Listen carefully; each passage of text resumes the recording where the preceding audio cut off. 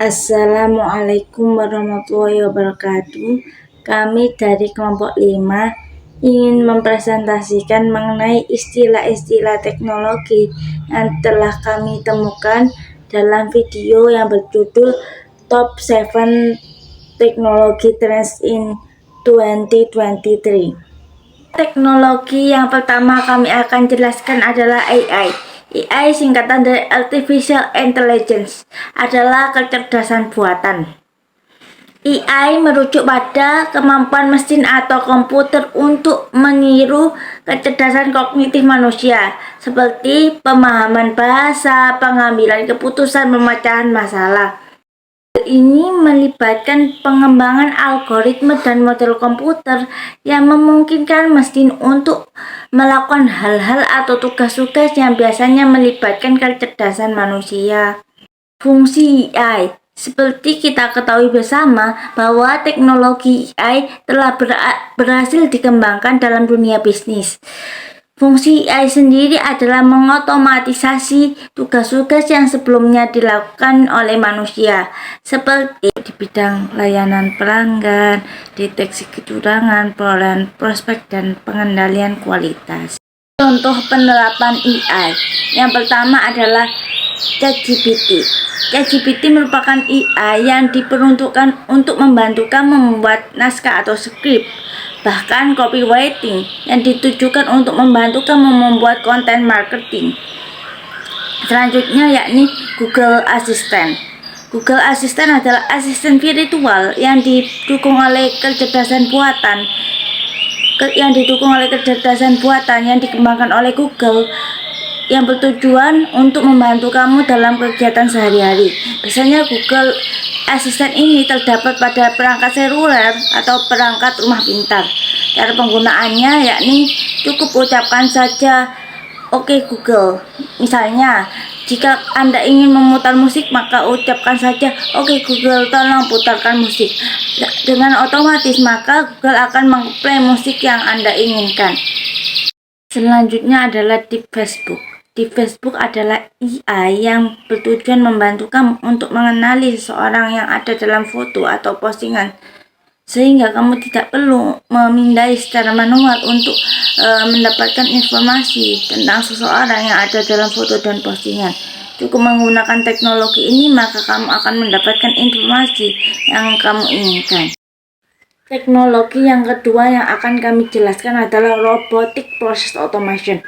Robotic Process Automation adalah teknologi yang menggunakan robot perangkat lunak atau bot yang digunakan untuk mengotomatisasi pekerjaan yang berulang yang biasanya dilakukan manusia dalam bisnis. Dengan adanya teknologi ini membantu manusia untuk mengefisiensi waktu dan mengurangi terjadinya kesalahan. Contoh penerapan RPA di Indonesia. Yang pertama di bidang perbankan. Bank-bank di Indonesia menggunakan RPA untuk proses mengotomatisasi proses verifikasi dokumen, pengolahan klaim asuransi, dan pemrosesan pinjaman. Contoh penerapan RPA di Indonesia yang selanjutnya yakni penerapan pada perusahaan asuransi. Perusahaan asuransi memanfaatkan RPA untuk membantu mengotomatisasi pemrosesan klaim, manajemen polis, serta penilaian risiko. Contoh ketiga penerapan RPA di Indonesia. RPA di Indonesia mulai diterapkan di berbagai bidang pendidikan di Indonesia, yang bertugas untuk membantu mengotomatisasi proses administrasi seperti penerimaan siswa baru, pengolahan data siswa, serta pengolahan keuangan. Untuk teknologi yang selanjutnya akan dijelaskan oleh teman-teman saya. Yang ketiga, 3D printing. 3D printing atau juga dikenal sebagai additive manufacturing merupakan sebuah proses yang memungkinkan pembuatan objek 3 dimensi dengan menggunakan bahan mentah yang secara bertahap ditambahkan satu lapisan demi satu lapisan hingga membentuk objek yang diinginkan. Proses ini berbeda dengan metode tradisional seperti pembentukan, pemotongan atau pengikisan yang menghasilkan banyak limbah dan memerlukan alat-alat khusus. Dalam 3D printing, Bahan mentah yang digunakan dapat berupa plastik, logam, keramik, atau bahan-bahan biologis seperti sel hidup. Cara kerja 3D printing. 3D printing dimulai dengan pembuatan model digital menggunakan perangkat lunak desain komputer. Model ini kemudian dipecah menjadi lapisan-lapisan yang sangat tipis, biasanya kurang dari 1 mm. Proses cetak dimulai dengan mencairkan atau mengeraskan bahan mentah yang kemudian diaplikasikan secara bertahap sesuai dengan pola yang telah ditentukan oleh model digital. Setelah satu lapisan selesai, meja cetak akan turun sedikit untuk memberikan ruang bagi lapisan berikutnya. Proses ini berulang hingga seluruh objek terbentuk dengan presisi yang tinggi. Manfaat 3D printing. 3D printing manfaat 3D printing sangat beragam. Yang pertama yaitu proses ini memungkinkan pembuatan prototipe dengan biaya yang lebih rendah dan waktu yang lebih singkat dibandingkan dengan metode tradisional. Hal ini memungkinkan perusahaan untuk melakukan iterasi desain dengan cepat sebelum memutuskan untuk memproduksi dalam jumlah besar. Selain itu, 3D printing juga memberikan kebebasan desain yang lebih besar karena objek dapat dibuat dengan bentuk yang rumit dan detail yang sangat halus. Teknologi ini juga memungkinkan adanya produksi lokal di mana objek dapat dicetak di tempat dengan menggunakan printer 3D yang tersedia. Namun, seperti halnya teknologi baru lainnya, 3D printing juga menghadapi beberapa tantangan. Salah satunya adalah masalah bahan. Meskipun bahan mentah yang dapat digunakan semakin beragam, masih ada batasan dalam hal kekuatan, ketahanan, dan kemampuan bahan tersebut untuk dicetak. Selain itu, 3D printing juga membutuhkan perangkat lunak desain yang sangat canggih dan tenaga ahli yang terampil untuk mengoperasikannya. Ini dapat menjadi hambatan bagi perusahaan atau individu yang ingin memanfaatkan teknologi tersebut. Keuntungan dan tantangan memakai 3D printing. Penggunaan 3D printing memiliki sejumlah keuntungan yang signifikan. Yang pertama, yaitu teknologi ini memungkinkan pembuatan objek yang sangat kompleks dan rumit yang sulit dicetak menggunakan metode tradisional. Selain itu, 3D printing juga memungkinkan personalisasi yang lebih besar karena setiap objek dapat dicetak sesuai dengan kebutuhan individu. Namun, ada juga beberapa tantangan yang perlu diatasi dalam penggunaan 3D printing. Salah satunya adalah biaya. Meskipun biaya 3D printing telah menurun dalam beberapa tahun terakhir, teknologi ini masih relatif mahal untuk digunakan secara massal. Selain itu, juga ada masalah hukum dan etika yang perlu diatasi terkait dengan pencetakan objek yang dapat digunakan untuk tujuan yang tidak etis. Aplikasi 3D printing. 3D printing memiliki beragam aplikasi di berbagai bidang. Salah satunya yaitu industri manufaktur, digunakan untuk mencetak prototipe produk sebelum masuk ke tahap produksi massal. Yang kedua yaitu kedokteran, dapat digunakan untuk mencetak model anatomi tubuh manusia, alat bantu medis, atau bahan organ tubuh manusia. Yang ketiga yaitu arsitektur, mencetak model bangunan atau prototipe dengan desain arsitektur. Yang keempat, blockchain. Blockchain merupakan kumpulan dari berbagai catatan data yang diolah atau diproses oleh sebuah kumpulan komputer yang di dalamnya tidak terkandung suatu atau sama sekali entitas apapun. Sekumpulan bilik atau data catatan, data tersebut diberikan sebuah pengamanan dan diikat menjadi satu dengan manfaat penerapan prinsip dari kriptografi tersebut. Jaringan yang terdapat di dalamnya pun tak memiliki kewenangan atau otoritas yang berpusat. Mengapa demikian? Karena hal itu dikarenakan dalam sebuah blockchain berisi berbagai catatan yang berbentuk seperti layaknya buku catatan yang sangat besar. Walaupun buku besar tersebut dapat dibagikan, namun isi dalam buku besar tersebut tidak akan berubah. Selain itu, keseluruhan informasi yang dikandung oleh buku besar tersebut dapat dilihat dan diakses untuk siapapun sekadar melihatnya saja. Oleh sebab itulah mengapa pada ketiga asas teknologi blockchain terdapat asas transparansi. Hal itu dikarenakan blockchain memang bersifat transparan. Sifat itu mengartikan bahwa semua hal yang terkandung dalam blockchain dapat dilihat oleh orang lain yang memiliki keterlibatan sebagai bentuk pertanggungjawaban atas tindakan aktivitas yang mereka lakukan masing-masing. Di samping seluruh hal di atas, teknologi blockchain tidak dipungut biaya transaksi apapun, termasuk dengan biaya infrastruktur. Dengan keuntungan tersebutlah yang membuat blockchain dijuluki atau dianggap sebagai cara paling sederhana, cerdas, dan efektif untuk menyampaikan informasi dari satu orang ke orang lainnya, dan seterusnya, secara lebih aman dan tentunya berjalan secara otomatis. Berbagai blok yang tercantum di dalamnya sudah mendapatkan status verifikasi dari berbagai komputer dan proses pendistribusian tentunya dibantu langsung oleh bantuan internet yang mendukung berbagai blok yang berhasil diverifikasi oleh komputer.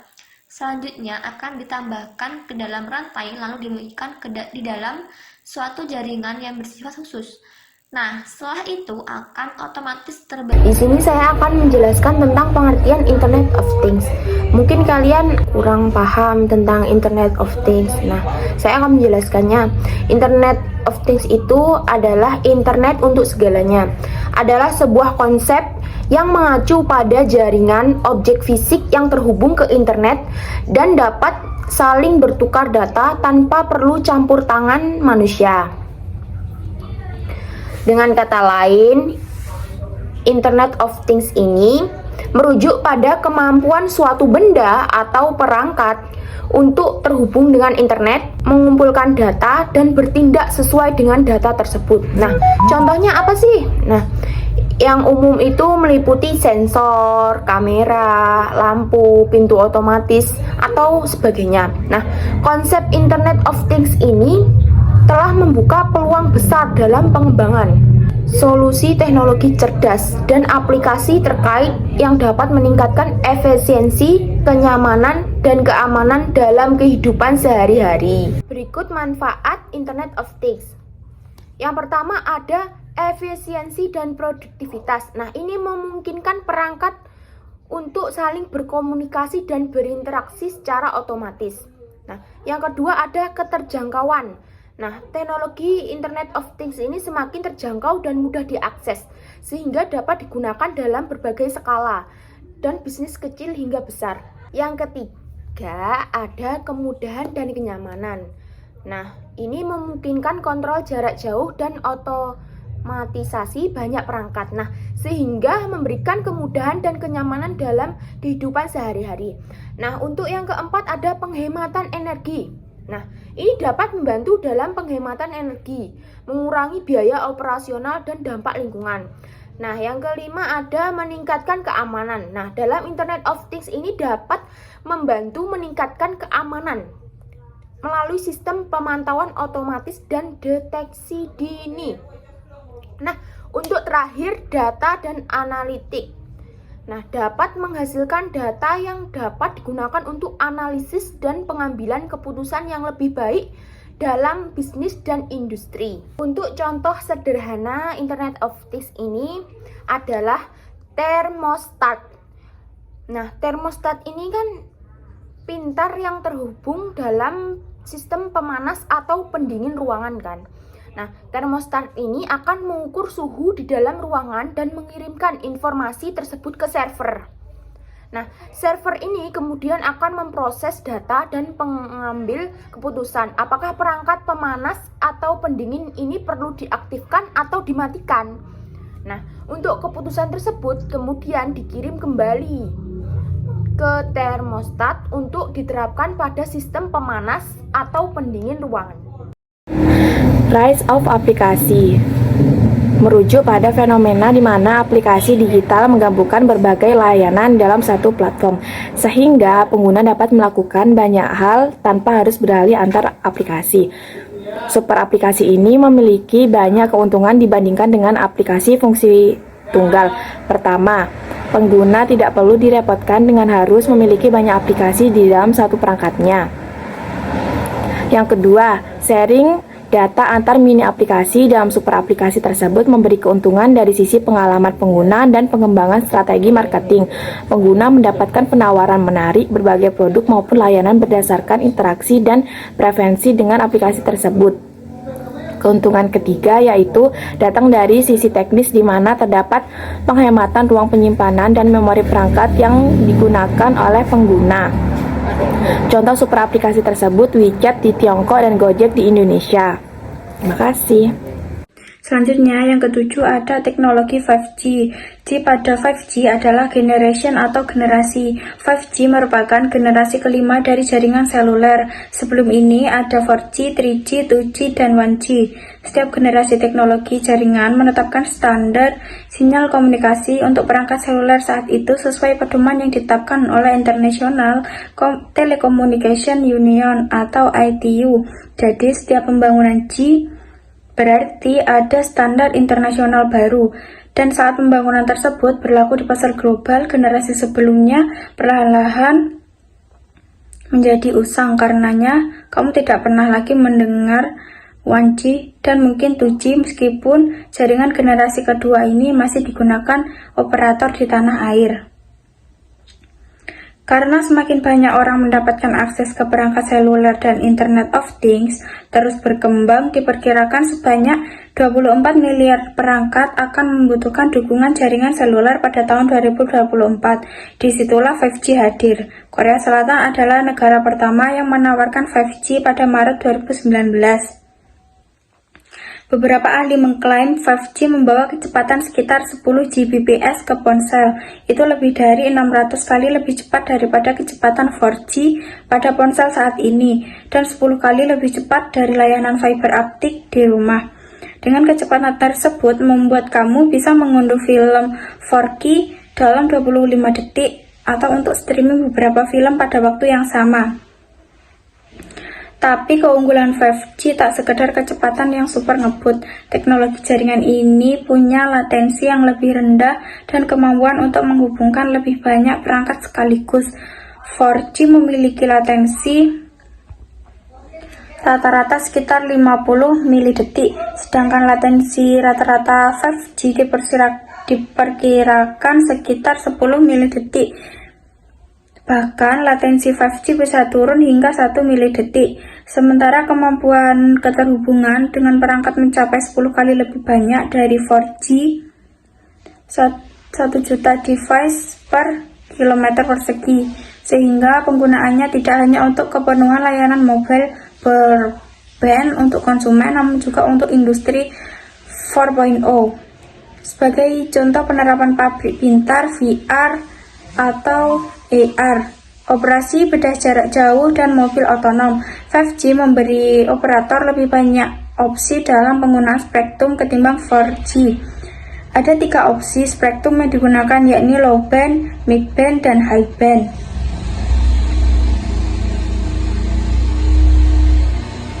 Band rendah beroperasi pada frekuensi di bawah 1 GHz. Pita frekuensi ini digunakan untuk jaringan seluler dan televisi, dapat menyediakan jangkauan yang luas, bahkan di lokasi pedesaan. Kecepatan dan latensi jaringan lebih baik daripada 4G, hanya saja kecepatan puncak sekitar 300 Mbps. Pindah ke spektrum 5G mid-band, berada di spektrum antara 1 GHz dan 6 GHz. Ini memberikan koneksi yang lebih cepat dan latensi yang lebih rendah daripada spektrum pita rendah. Spektrum mid-band dianggap paling ideal untuk 5G karena dapat membawa banyak data melintas jarak yang signifikan. Kecepatan data lebih tinggi daripada spektrum pita rendah dengan kecepatan puncak hingga 1 Gbps. Untuk mencapai kecepatan tertinggi dari 5G, yakni 10 Gbps, operator memerlukan teknologi gelombang milimeter atau mmWave.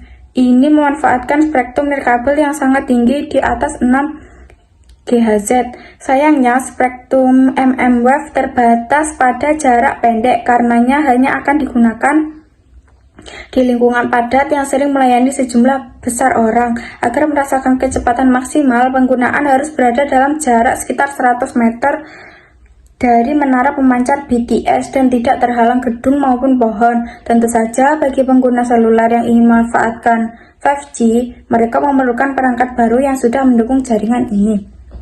Terima kasih. Wassalamualaikum warahmatullahi wabarakatuh.